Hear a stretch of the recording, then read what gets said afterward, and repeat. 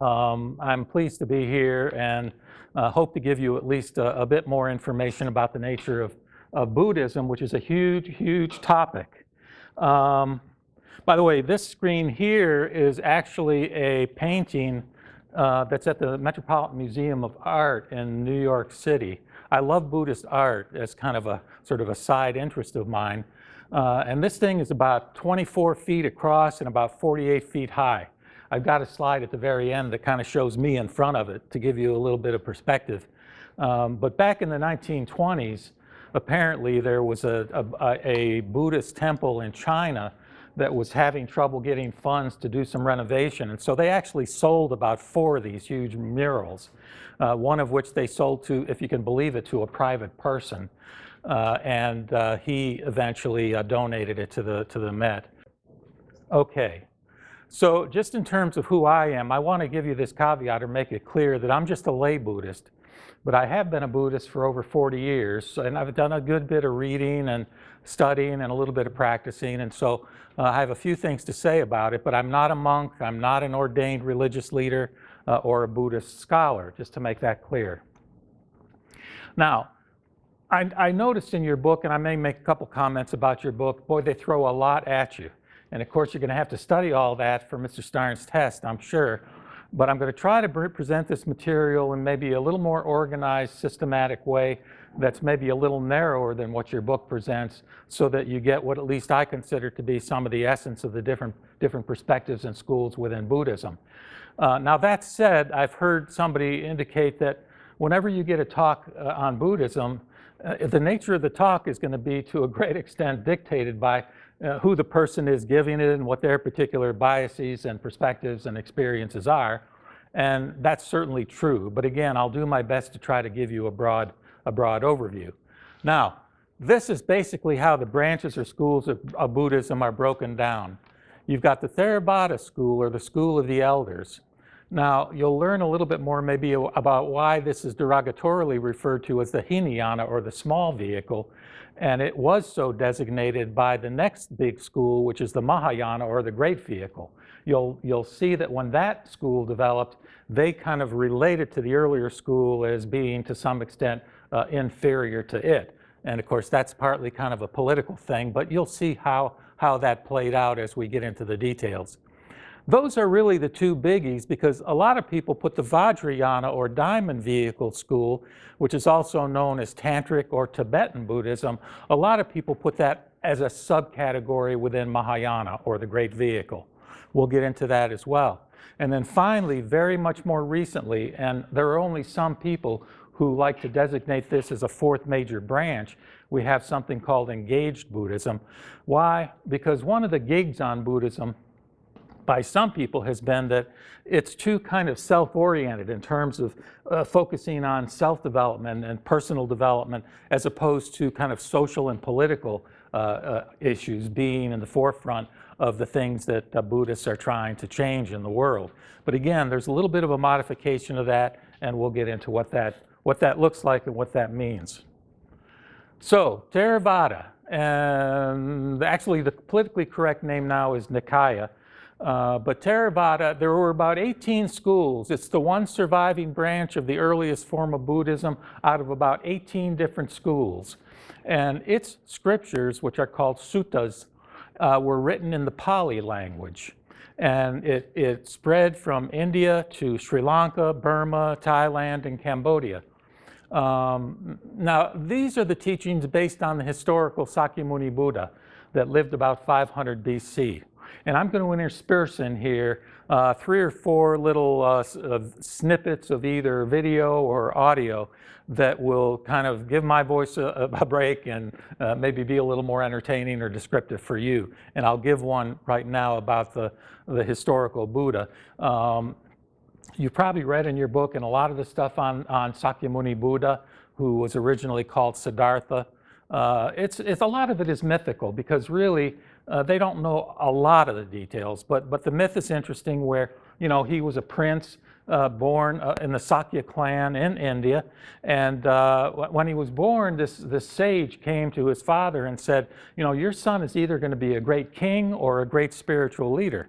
And of course, Dad wanted him to be a king, to follow in his own footsteps. As the prince became older, and of course he was sheltered, but he had everything, decadent kind of lifestyle, but he wondered what was going on outside the palace walls. And so he got one of the attendants to take him out, and he saw these things that he'd never seen before. He saw a guy that was sick. He saw a guy that was old. He'd never seen that. He saw a guy that was dead. And so he wondered about these things, and he became more sensitized to the fact that there's suffering in the world. And so he wanted to make a commitment to try to find a solution to the problem of suffering. This was actually the historical Buddha, a real guy who lived in India back about 500 years before the Common Era. Okay, by the way, before I get to that, I've kind of jumped ahead. When we talk about Theravada Buddhism, I'm just giving you this as an example of a current guy, Bhikkhu Bodhi, and Bhikkhu means monk. This guy is a monk, and he's just a fantastic guy because he's done translations of a lot of the Pali canon. And one of the things he wrote was called In the Buddha's Words, which is an anthology of the Pali canon. The thing of it is, each chapter has an introduction, so it's pretty good in that regard, but it's a thick book, so you have to be ready to really dive in. Now, I'll give you a name if you want to take it down. I don't have a slide with it on there. It's called What the Buddha Taught. And it's a thin book, but it's by a guy named Raula Wapola, and it's excellent. It's very much orthodox, if you will, orthodox Theravadan Buddhism, and gives a lot of explanation of a lot of the aspects of the early form of Buddhism. Now, so what I'm doing is flying through here. Mahayana Buddhism, to give you this, is the great vehicle which evolved from around 100 in the Common Era. So now we're talking about 500-600 years after.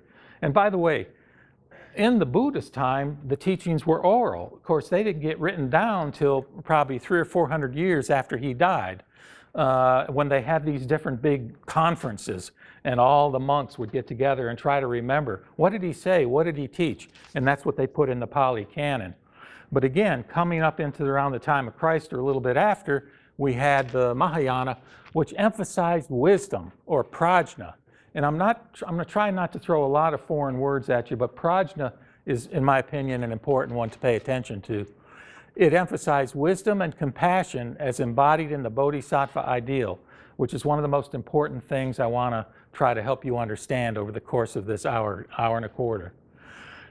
These scriptures, which are called sutras, were written in the Sanskrit language. And this expanded into the north, more into Asia, China, Korea, and Japan, with practices designed for lay persons as well as for monks and nuns.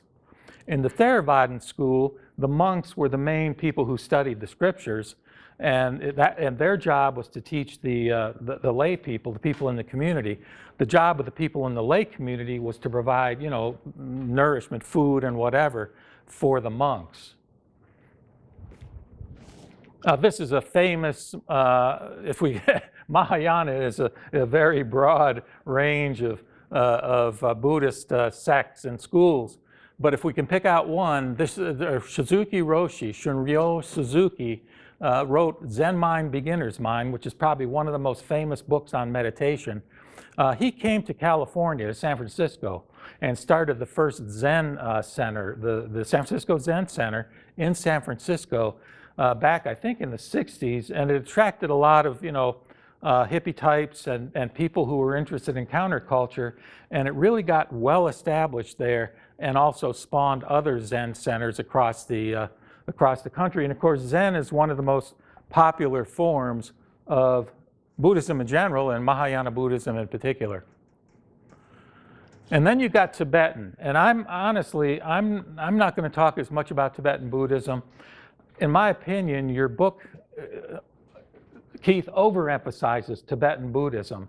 And Tibetan Buddhism, its teachings are communicated privately from a guru to a disciple, which is kind of like Catholicism, where the Pope is in between the believer and God, if you will, which is all well and good if you've got a good guru. But it also opens the door more to the potential for exploitation if you're being totally sort of reliant upon and submissive to another human being. That's just a sidebar. But the thing of it is, these practices are very complex and include use of mandalas, incantations, and rituals. But it's spread around the world in the context of, you probably have known that China took over Tibet, I think in the 1950s, and so the leaders of the Tibetan Buddhist tradition, which was very, very important in Tibet, they went to other parts of the world, and that's part of why we see Tibetan Buddhism spreading, as well as the fact that it's a very colorful, interesting kind of approach to spirituality. It was kind of a merging between more traditional Mahayana Buddhism and the kinds of indigenous religions that existed in Tibet back at the time that Buddhists came to Tibet, which I think was in about the 8th century. Most famous Tibetan Buddhist, of course, is the Dalai Lama, who wrote many books, The Art of Happiness and many others. How many of you heard of the Dalai Lama? Yeah. So a little bit later on, you heard me say the word bodhisattva. You're going to learn more about that. Keep in mind, I'm also going to tell you about a particular bodhisattva called Avalokiteshvara, or Regarder of the Cries of the World. That bodhisattva, that cosmic bodhisattva, almost like a deity, if you will, represents infinite compassion. And the thinking here in Tibetan Buddhism is that, the Dalai Lama is an incarnation of Avalokiteshvara. And so when he dies, what they used to do in terms of their tradition and their culture is they would find a baby or a child who the wise men within that tradition said, oh, this is the one.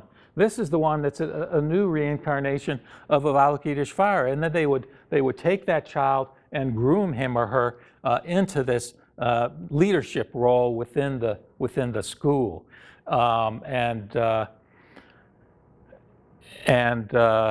course, now there's a little bit of a conflict in terms of who's going to choose the next Dalai Lama, because China wants to do it, whereas the people who are outside of China, of course, want that to happen in the context of the exiles.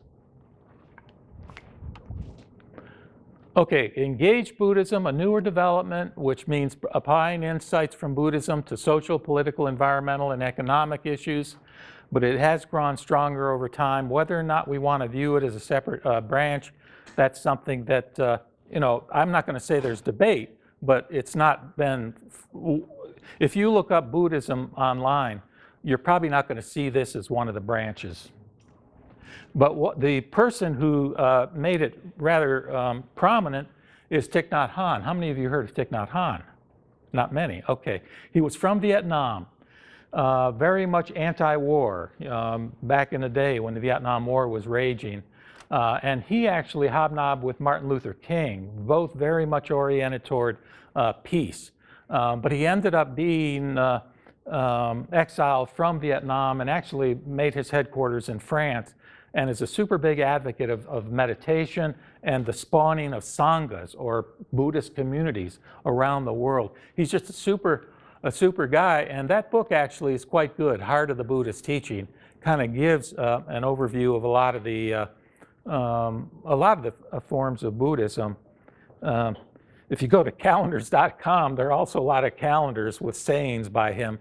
I think one of his most beautiful books, it's a little thin book called Peace. I think it's called Peace is Every Step, or Peace in Every Step. But if you go to any bookstore nowadays, there's plenty of books by Thich Nhat Hanh and by the Dalai Lama. Back in the day when I converted to Buddhism in 1979, there was hardly any. I mean, it was unreal. I was fortunate to get exposed to 3 or 4 of the sutras or scriptures, but it's nothing like it is now in terms of popularity in the United States. So those are the branches. Now, here's my little conceptual framework that as a result of teaching these classes, I kind of came up with, I think, last year. You got, in Christianity, you got a Bible, okay? In Judaism, of course, you got the Torah. Well, in Buddhism, you've got like 100 volumes of 1,000 pages each. So I'm going to be able, let's see, what time is it? 20 minutes? I'll be able to get to all of that, of course, by the time of 2:15. But the point being, it's humongous. So how can we conceptualize it? And what I'm going to propose is that some of the teachings can be considered to be largely psychological, some are universal, and some are essentially spiritual. So you can make your own opinion on whether my framework makes sense. But in my view and in the view of others, the school of the elders, based on the teachings of the historical Buddha, the followers relate to it in a religious context, but it can definitely alternatively be viewed from a psychological perspective, okay? In other words, you can follow some of the guidelines in Theravadan Buddhism without being a Buddhist at all. And why? Because it's basically non-theistic, okay? There's no God. It's practical. The precepts and practices are geared toward helping one to live a more moral life with a greater peace of mind. A lot of emphasis on ethics, a lot of emphasis on equanimity, peace of mind. It's logical. Explanations are provided as to how the mind and reality function, and it's empirical. It's results-oriented. So, these are things that, in fact, there's, I think people of your age, you're into podcasts. I like podcasts myself. There's a podcast called Secular Buddhism. The whole trend toward mindfulness and meditation now is widespread in our culture, independent of any kind of religious implications. Okay, so here's a little audio regarding the life of the Buddha. Who was Buddha? The Buddha was a spiritual teacher from ancient India and the founder of Buddhism. His real name was Siddhartha Gautama, and accounts of his life and teachings were passed down by word of mouth until they appeared in writing around 400 years after his death. Not much information is known about the life of the Buddha, and what little there is has, over the centuries, become mixed with myth. However, it is said that he was born a prince of the Sakya tribe of Nepal in around 566 BC. As a child, Siddhartha was troubled by the very same thoughts and fears that we all have today. He was worried by topics such as, why do things change? Why do we grow older? And why do people get sad? In his late 20s, he is said to have realized that the wealth and luxury provided by his royal position could not bring him real happiness. So he left his home and family to look for the meaning of life and the key to contentment by living simply and trying out the teachings and philosophies of his day. For 6 years he wandered from place to place, living plainly. He studied with great masters and learned how to meditate, but still he felt unhappy. Then, one day, he decided to sit in meditation underneath a great tree called the Bodhi tree and stay there until he found the answers he sought. After many days of deep meditation, he experienced an amazing flash of insight, during which he came to understand the cause and true nature of human suffering and how to prevent it. He became what is now known as enlightened. In fact, the name Buddha is a title which comes from the Sanskrit word Bud, meaning to understand or to be awakened. Buddha can therefore be translated as someone who has awakened to the truth.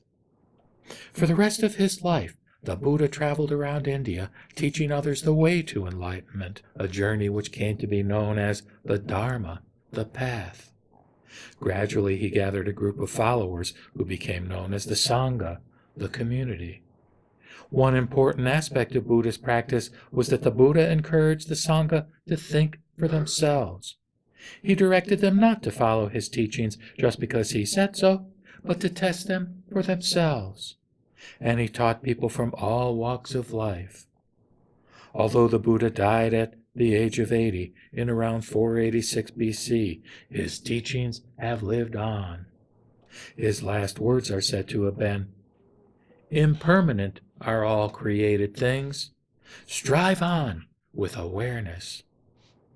And the Buddha, Dharma, and Sangha, known as the three jewels or three refuges, are still at the heart of Buddhism today. May all beings be well. May all beings be happy. May all beings be free from suffering. That last little thing is a metta or compassion, loving kindness meditation. I mentioned that the Buddha, when he left the compound, saw the sick man, the dying man, the old man. the dead person. But he also saw a seeker, which was not uncommon at that time in India. People who, did leave home and try to find, quote, the truth. And so actually, when he left home at about age 30, he followed some of these folks and tried the techniques and approaches that they recommended. One of which was asceticism. In other words, to deny yourself really adequate nutrition or food. But he ended up realizing that those approaches didn't bring him closer to having an answer to the problem of suffering. And so he kind of left them, and that's when he sat under the Bodhi tree and attained his enlightenment after about 6 years. But he thought to himself, geez, this is such that people aren't going to really get it. So I might as well just not do anything with this insight. But supposedly, according to the myths, the gods came down and said, you got to go out and teach this stuff. So he left and he went to his old buddies, his old compatriots, about 5 of them. And of course, initially they didn't want to have anything to do with him because he failed to keep up with the ascetic practices. In other words, he had actually taken in some nutrition, and one of his key insights was the middle path. In other words, he made the case that the nature of truth can best be found by not by asceticism on the one hand, and not by overindulgence on the other. And so this idea of a middle path is actually a pretty good one, even when we think about dealing with different life problems. Anyhow, they finally listened to him, and that's when he started teaching his insight in a certain form, one of which was called the Four Noble Truths. And I'm framing this as you might imagine in a medical kind of context, where if you go to a doctor, the first thing the doctor is going to do is hopefully make a diagnosis.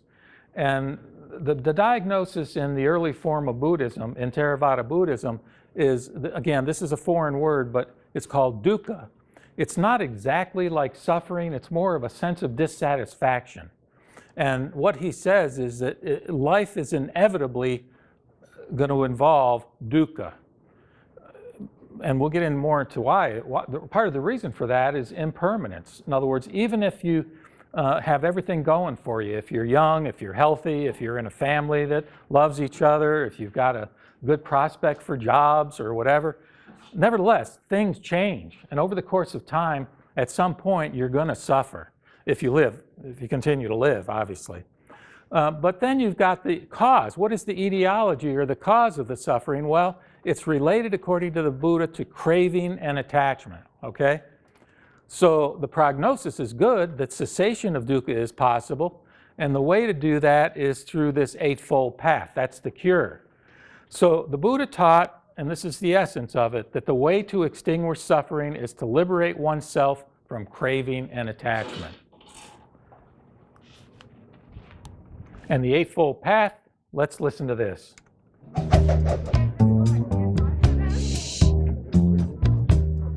The first noble truth of Buddhism is that suffering is an inescapable part of life. The legends say that when Gautama, who later became the Buddha, left his palace, he saw an old man, a diseased man, and a decaying corpse. He realized that our lives include struggle, anguish, and pain.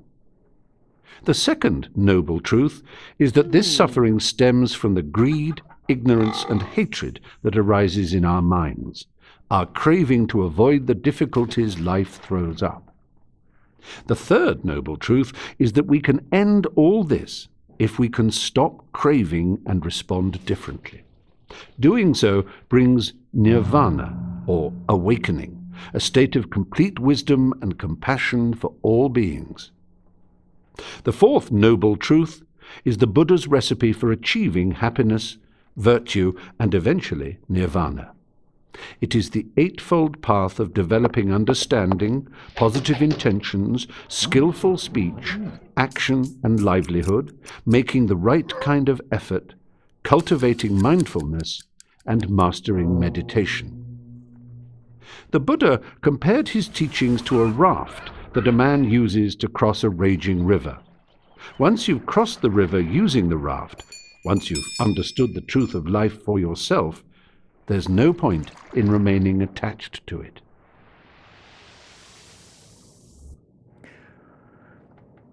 that metaphor of the raft is worth reflecting upon. You know, in many religions, you know, there's a doctrine, there's a belief system. And by the way, there's no belief system in the early form of Buddhism. These are simply principles and practices that if one follows them, one can become freer of suffering.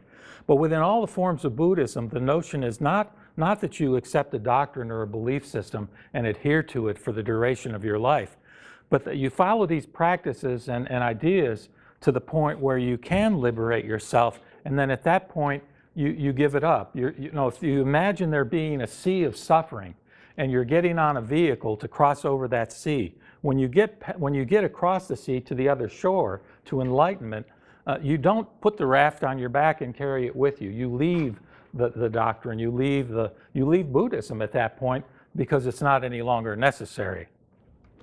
But again, these Eightfold Path, if you really want to get into this, and rather than the word right, a better word is probably wholesome. It's not right in the sense of right or wrong. But just to put it very simply, you could say right understanding. Well, that's understanding of the Four Noble Truths. Right thought or intention. Well, the intention to follow the Eightfold Path. Speech, action, and livelihood. Again, those are ethical factors. The primary aspect of which, in terms of action, is to do no harm, to not harm other beings. And then, of course, you've got effort that you're putting into the process. Mindfulness. We're going to do a little meditation exercise in a few minutes. And then concentration, I would associate that one with prajna, or wisdom, that you're hopefully going to learn more about as we go on. But let's just do a little video on the Eightfold Path. We crave things. We have expectations. When we don't get what we want, or our expectations aren't met, we become unhappy. How do we overcome this? Buddha suggested that we follow the Eightfold Path.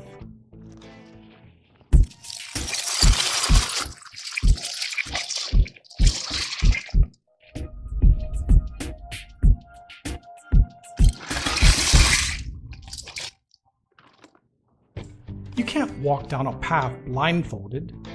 You have to know where you want to go and why you are going there. This is known as wisdom. And so, the first two aspects of the Eightfold Path are known as right view and right intention. To keep you from getting in trouble on the path, you need to know the rules of the road. Using a similar analogy in the Buddhist view, this would be known as ethical conduct. These guidelines are known as right speech, right action, and right livelihood. If you follow these guidelines, you are less likely to run into the problems that might cause unhappiness or disharmony. And finally, you need to develop and maintain your skills so you can navigate the path more easily.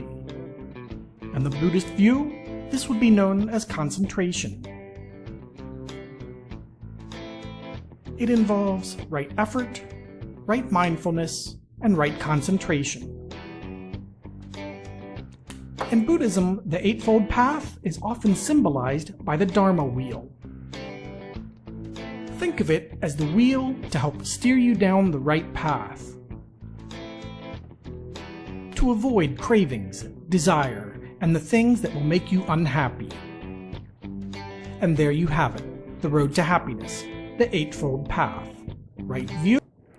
Okay, so meditation, insight meditation, focusing on the breath, a key practice in the Theravada tradition. Similar mindful techniques outside the context of Buddhism have become widespread in the West. I've known elementary school teachers that have used it with their kids, corporations that have used it with their employees.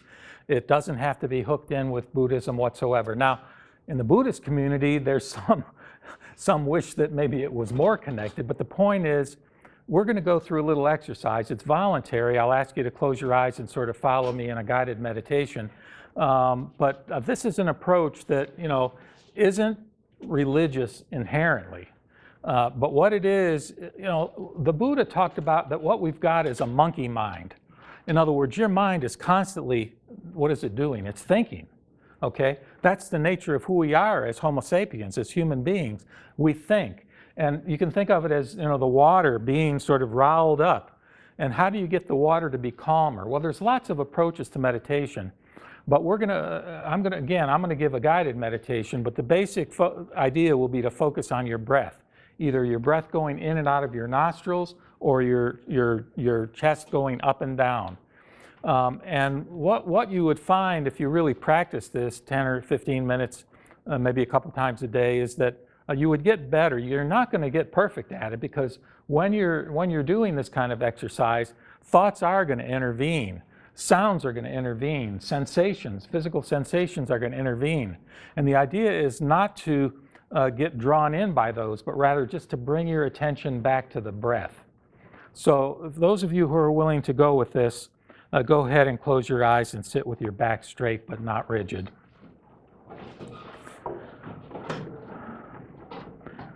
Allowing your body to just breathe naturally, bring your attention to the most noticeable point of touch where the breath makes contact as it enters the nostrils.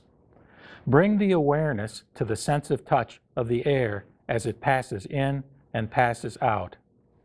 Station the attention like a watch person at the city gate who notices those passing in and passing out, but does not follow them in or out, who just stays alert at the gate. Keep your attention at one precise point and note the sensation that accompanies each breath as it flows in and flows out of the body in the natural breathing process. If your attention strays, bring it back to the touching point that notices the breath as it comes and goes at the nostrils, noting breathing in, breathing out. Not thinking about the breath, not even visualizing it, just being with the sensation as it arises with the touch of the air passing in and out of the nostrils. Sounds arise, thoughts arise, other sensations arise, all background arising and passing away.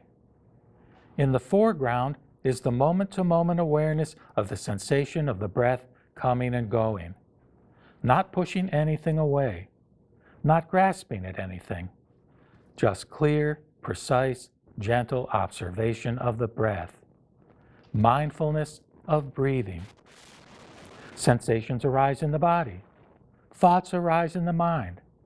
They come and go like bubbles. Each mind moment is allowed to arise and allowed to pass away of its own momentum.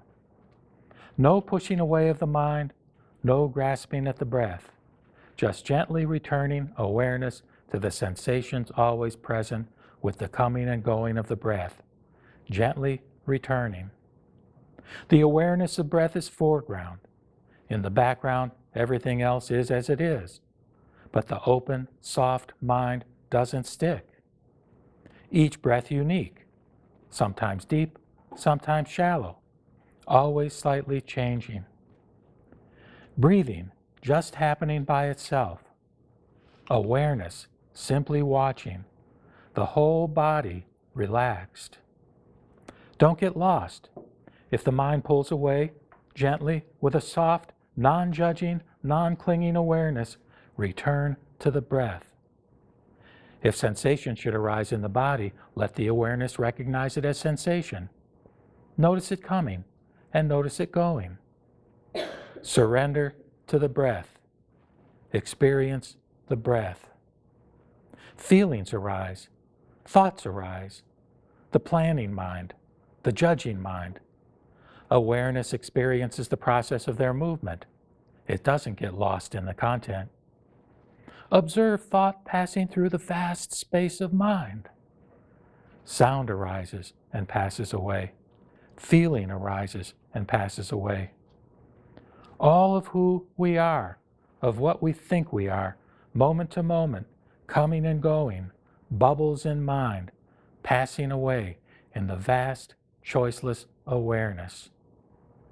Moment to moment awareness of whatever arises, of whatever exists. Now, as you wish, slowly open your eyes and come back into the room. So again, that has the potential to get us to a deeper level, to still those waters and to allow us to look down in as to what is there. And what we'll see within the Mahayana tradition is that, again, that gives us the potential to get in touch with prajna, or wisdom, or what you can refer to as non-dual consciousness. The nature of our thinking mind is that we break reality down into this versus that. And that's a very good ability, for problem solving in the world, but it keeps us from being able to see reality in a more fundamental way. We see this table and it looks solid, but we know from science that it's not. It's a bunch of, electrons and neutrons and atoms and whatnot. Well, in the same kind of way, the whole nature of reality that we see with our mundane thinking mind is not the deepest kind of awareness that we can have. And it's that deeper awareness that's associated with all the religious traditions, the major ones, within their mystical kind of component. And so we'll learn more about that as we go on. Now, there are also doctrinal elements within Theravada tradition that can be pondered without reference to a religious system that are in some sense perhaps more difficult to grasp, and I'm spending a lot of time on Theravada here. I'm not sure how much I'm going to get to Mahayana, but these are considered within the early form of Buddhism to be the essential characteristics of reality or existence. One is impermanence. I'm going to fly through these. It's pretty easy to experience the fact that even yourself is different. Every moment of time that we exist, we're different than we were a moment ago. And that's frankly part of how I view karma when we talk about past lives. Well, who I am in my life is a little bit different than it was at the beginning of this hour. And again, unsatisfactoriness is a key aspect because nothing is permanent. Therefore, life based on the illusion of permanence inevitably leads to suffering. And then finally, and this is a tougher one to swallow, but the idea of non-self. That if you really, work at this meditation thing, you realize there's fundamentally no eternal, unchanging personhood. That the idea of self, that me as a separate entity or individual, is based on a collection of 5 changing so-called aggregates. And again, the Theravadins have a whole system for helping to explain why this is the case.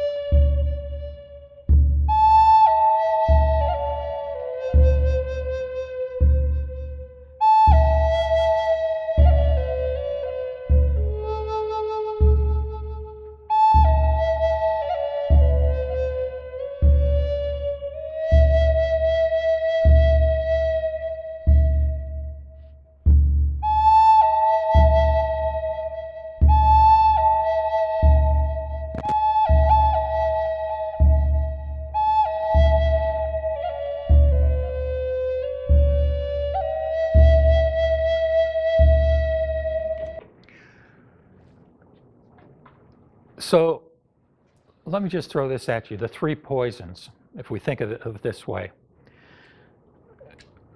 There are three things that keep us from being aware of reality as it truly is.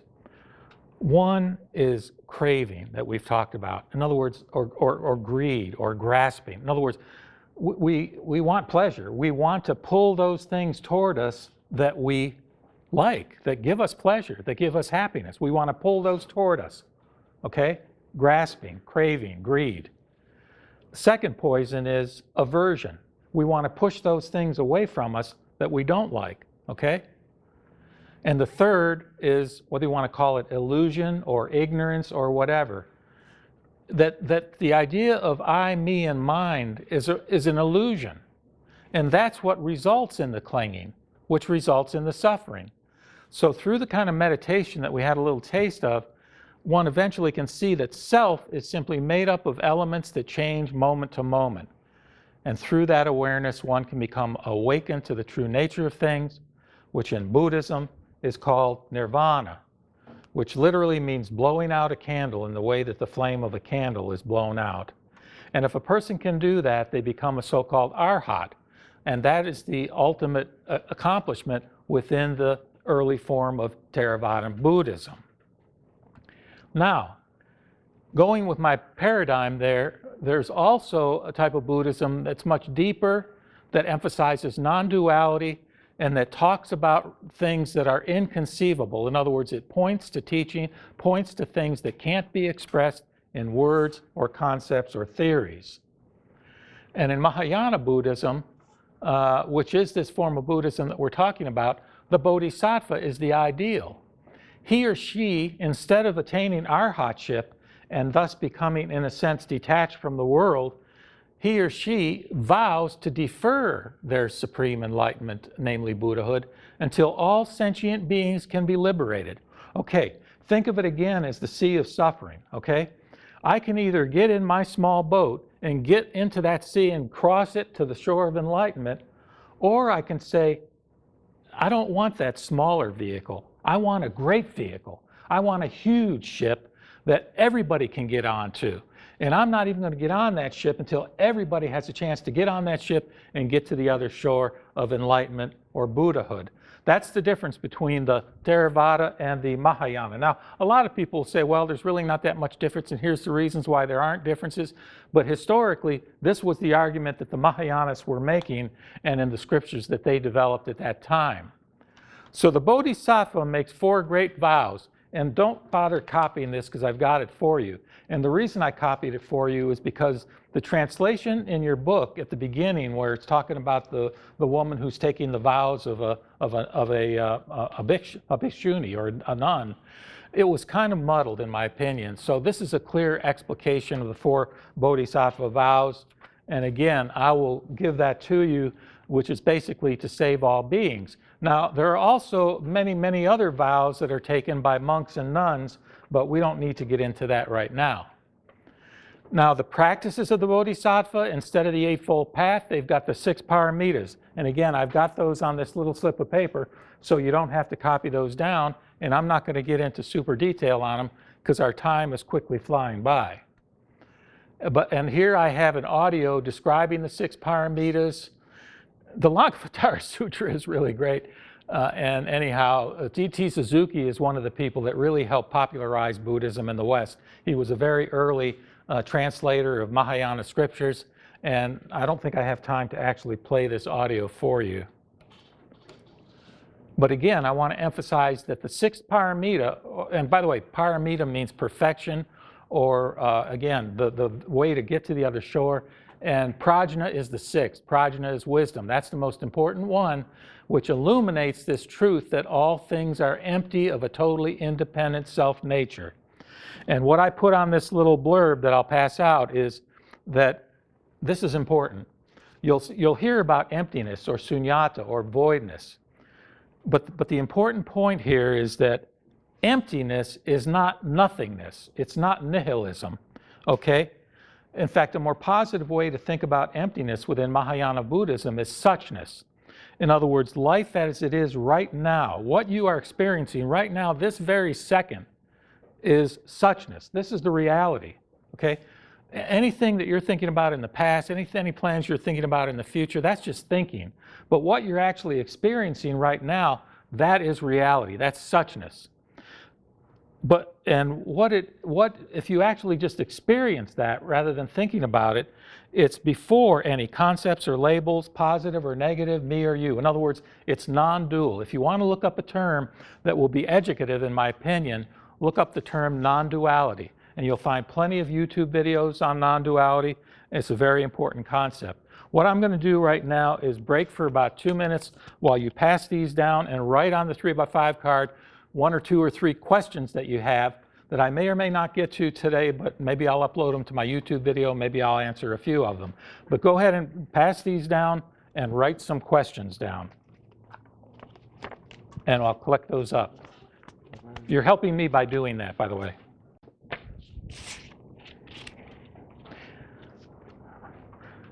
Feel free to go on and complete those.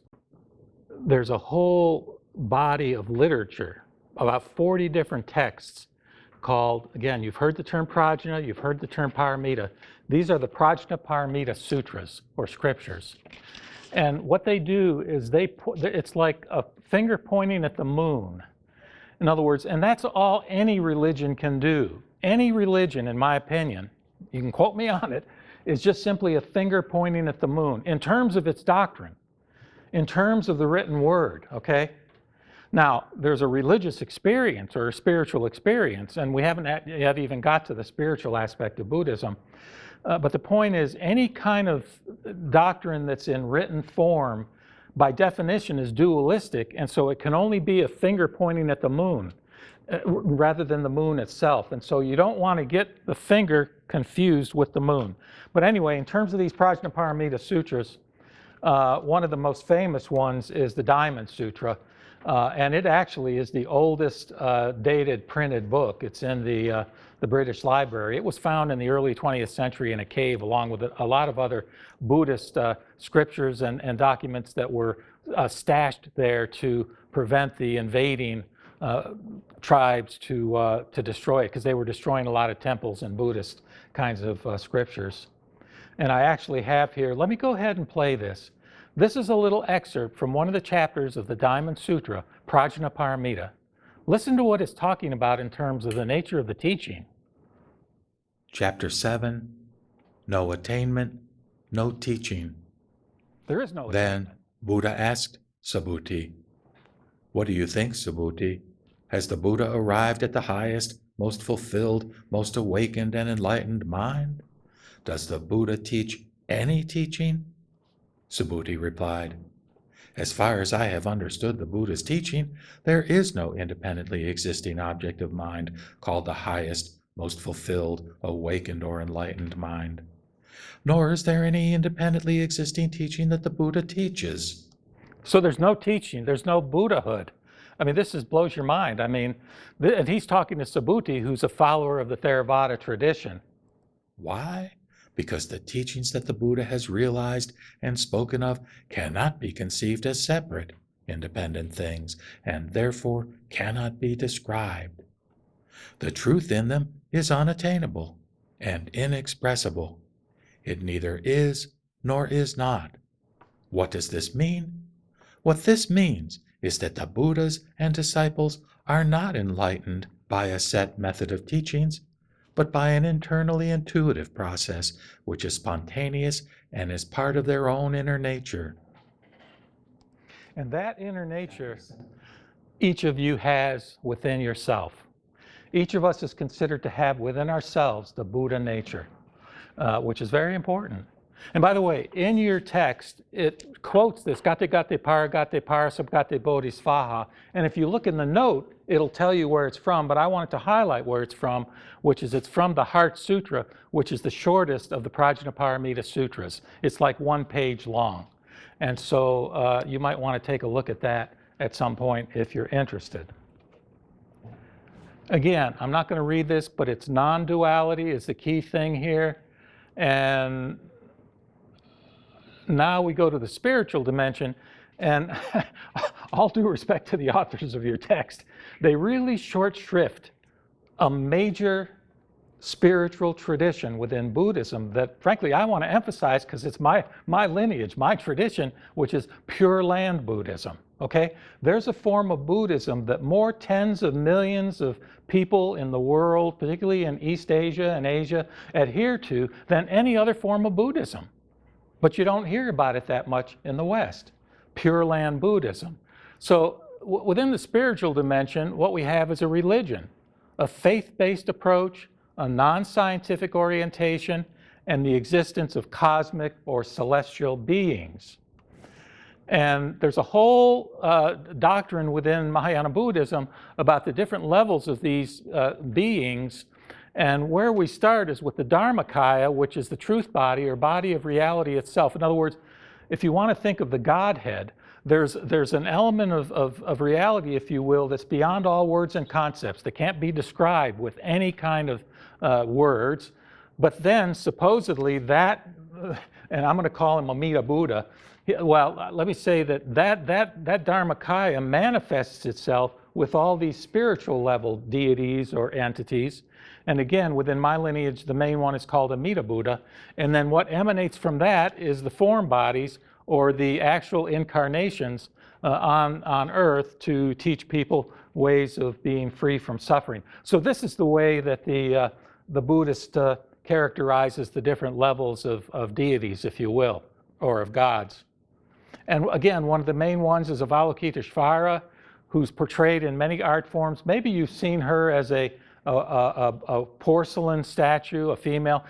In the Lotus Sutra, he was originally characterized as a male form in chapter 25 of the Lotus Sutra. Again, what that word means is regarder of the cries of the world.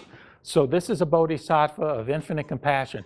And in this particular iconographic form, he or she is shown as having like 1,000 arms. So he's able to help all beings of various needs. And there's a beautiful porcelain example. And of course, what she's holding in her hand is a copy of the Prajnaparamita Sutra. Now, these are major schools within Mahayana Buddhism. And I'm just going to have to fly through these. The Tendai school, which focuses on the Lotus Sutra and uses the concept of skillful means. Now, I do want to make a point here, because you don't have to read this, but you read the parable of the burning house in your book. And my problem with the parable of the burning house as it was portrayed from chapter 3 in the Lotus Sutra is that, you know, the house is burning, the father wants to get his kids out of the house, he yells at them, come out, it's burning, you're going to die. They're playing with their toys, they don't want to come out. So he offers them. One of them, he offers a goat cart, one of this kind of cart, one of that kind of cart. And that lures them out because they want those various kinds of carts. Well, your book doesn't tell what the Buddha actually gave them. Namely, he was a wealthy man, and instead of the different individual ones that he was offering them, he gave each one of them a much finer and larger cart. Okay? And of course, the symbolism there is that instead of emphasis on the 3 vehicles, like the Theravada school, etc., what he's offering them is the great vehicle, or the Mahayana school.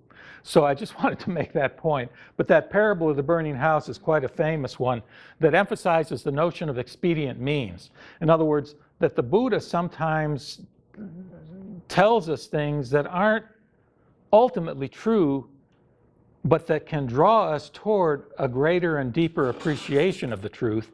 And the argument is made in the Lotus Sutra that that's not considered lying. It's not considered inappropriate because the motivation of the Buddha is to move us in the direction of greater spirituality and greater awareness of non-dual consciousness. You know about Chan or Zen Buddhism, where Thich Nhat Hanh says, like I told you before, that the teaching is merely a vehicle to describe the truth. Don't mistake it for the truth. A finger pointing at the moon is not the moon. The finger is needed. In other words, we need words, we need concepts, we need doctrine in order to know where to look for the moon. But if you mistake the finger for the moon, you'll never know the real moon. And this is a quote by Richard Rohr. He's a spiritual author and a Christian priest who basically says the same thing. Now, this again is my tradition, Pure Land. It's a faith-based approach.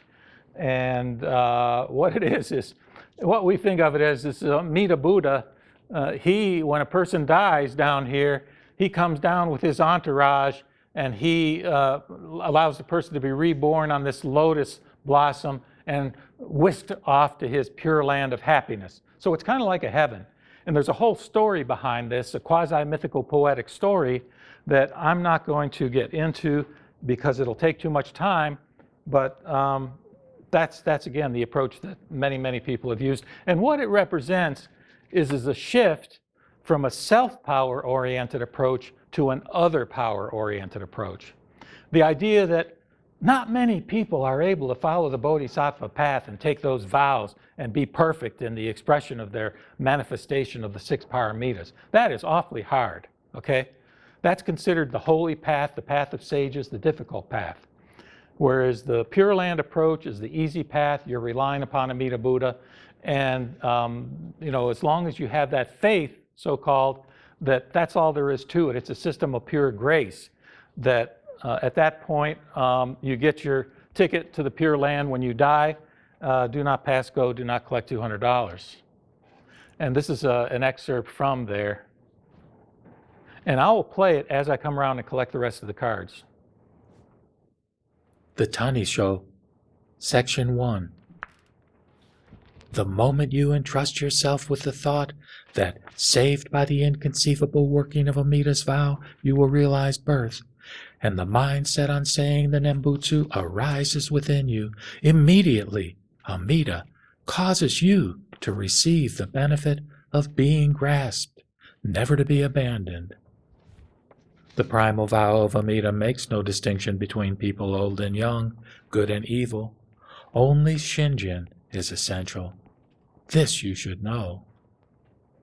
The reason for this is it is the vow made for the sake of saving the sentient being of karmic evil deep and immense, of blind passions that rage furiously. Thus, in the entrusting of oneself to the primal vow, other good acts are not essential, for there is no good act that can be better than the Nembutsu. And one should never fear evil, for there is no evil act so great that it obstructs Amida's primal vow. So I said I wasn't going to share the story, but you almost have to hear the story. And again, a lot of people in East Asia take this in a very literal way, but you don't have to. You can see it as more symbolical. But here's the thing. What they imagine is that in the remote past, eons ago, there was this cosmic bodhisattva called Dharmakara. And he made this vow in front of the Buddha of his era. He said, he made 48 vows, but his 18th vow is the important one where he says, I'm not going to attain Buddhahood unless I can create a pure land of bliss where anybody who entrusts in me can be reborn in that pure land of bliss simply by their faith in the power of my vow. And then what he did is he worked his butt off for eons of time to create the merit in order to be able to generate, and he studied all the different Buddha lands in the universe, supposedly, to create this pure land, okay? There's a concept here called merit transference, and again, whether you want to believe it or not, whatever, but again, instead of us earning the merit ourselves through our own self-power, Dharmakara Bodhisattva is able to get us to the pure land and not have to be reborn in forms of suffering as a function of extending his merit and virtue to us through the simple act of believing in him and saying his name, which is Namo Amida Butsu, or I take refuge in Amida Buddha. Now, before I close, I just want to back off and talk about what is a religion.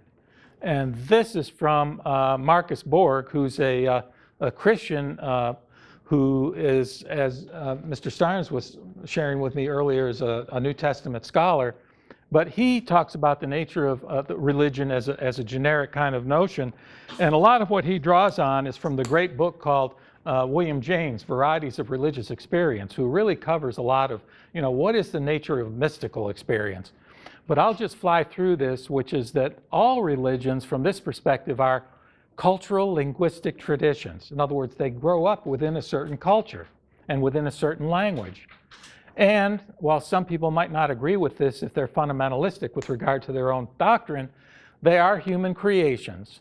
they are imaginative in a positive sense. In other words, how can we imagine the nature of that finger that's pointing at the moon in such a way that it helps people to actually see the moon?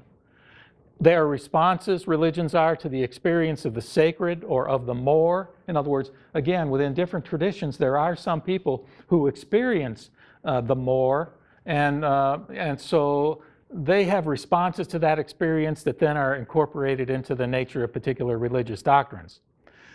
They are wisdom traditions, everywhere from practical in terms of the things in the Eightfold Path to the metaphysical, like the non-dual reality. And they are a means of ultimate transformation, not just psychological, but spiritual. And of course, in Buddhism, that ultimately means a transformation into an awareness that our very self that we imagine exists as an independent entity is an illusion, and that in fact, there's a mysterious kind of interconnectedness among us all. And that's why the Bodhisattva makes the vows that he or she makes, okay? In other words, wisdom and compassion. If the nature of wisdom is such that you realize that you're not totally separate from anybody else, well then, how would it make sense that you are going to pursue nirvana or liberation only for yourself? In other words, it only follows logically that then you would want to bring everybody on board and help everybody to get to that other shore of enlightenment by virtue of getting in touch with their Buddha nature and becoming enlightened. And then finally, that there are sacraments of the sacred in all religions, which of course you've got the various kinds of things within Christianity as well as all the other religions. The example that occurred to me in Buddhism is Zen Buddhists, who are very much non-theistic, but how Zen Buddhists practice is they go in a room, and in a zazen they call it, and they sit around and face the wall and meditate. By the way, they don't meditate on their breath. They meditate on nothingness, if you will. And I have to say that that's probably a form of the sacred in terms of sacrament. Okay, very briefly, 5 minutes. What age did I become a Buddhist? Age 31, and I'm now 71. What made me want to convert? Okay, I had a spiritual awakening experience myself. I had transitioned from working at a community mental health center to going into private practice. I had enough money that it wasn't an issue, but I had a lot of anxiety because for the first time in my life, I was outside the context of any external structure like school or an agency. Now that's part of why I went into private practice, but it reignited some of the anxieties I had in my earlier life. And I'll truth be told, I mean, I got down on my knees and said, help. But I wasn't religious at all, but I got help. In other words, I became totally free of that anxiety. And so I started scratching my head and saying, what in the heck is this about? Because it wasn't just a momentary experience, it was long lasting. And that's when I got into studying different religious traditions and ended up feeling that, that Buddhism was the one that spoke to me the best. And there happened to be an older woman in the town I lived in who was a Buddhist and studying Buddhism, and she and I got together and really focused on the Lotus Sutra. I would recommend the Lotus Sutra to any of you who really wants to dive in. It's one of the most influential and best beloved sutras ever, and is the basis for a lot of the schools that emerged after it. Was I aware of any other religions before I began practicing? Well, I grew up in the Episcopal Church, got baptized, got confirmed. By the time I went to college, though, at the University of Michigan, really, I wasn't involved in religion and never really did get deeply into it. Even as a child, I was more, you know, singing in the choir and that kind of more superficial involvement. Is there only one Bodhisattva? Good question. Again, within this spiritual level, there are millions and billions of bodhisattvas, okay? And a lot of the sutras make reference to them. Supposedly, though, in terms of the Nirmanakaya, I consider, and I do have a video channel, and I've actually posted about this, is that I consider Jesus to be a Nirmanakaya, or a form body of the Buddha, if you will. And as well as Sakyamuni Buddha, as well as Muhammad or other, and the one in our age that a buddy of mine who's a Zen Buddhist, or at least he practiced Zen for a long time, feels that it's the closest thing we have in our era to a true Buddha, if you will, is a guy named Krishnamurti. If you've seen any of his videos or read any of his stuff, And again, what is the nature of it? It's this non-dual consciousness, this ability to get in touch with a level that doesn't break the world down into this versus that. So yeah, there's more than one bodhisattva. I'll do a variation on this one. What does Buddhism have in common with other religions? I'm going to say, what do the different types of Buddhism have in common? And what I'll reference back here to is something that you saw from Thich Nhat Hanh, I think, or maybe even earlier than that in one of these little audio clips, is the three refuges or the three treasures. And I'll end on this note, that all Buddhists purport taking refuge in the Buddha, in the Dharma, and in the Sangha. And they may think about it at different levels, but refuge in the Buddha, which could be Sakyamuni Buddha, it could be Amida Buddha, but refuge in the entity that manifests those characteristics of Buddhahood, refuge in the Buddha, refuge in the Dharma, and in this case, Dharma means the teachings within Buddhism, okay? And refuge in the Sangha, which is the community of followers of Buddhism.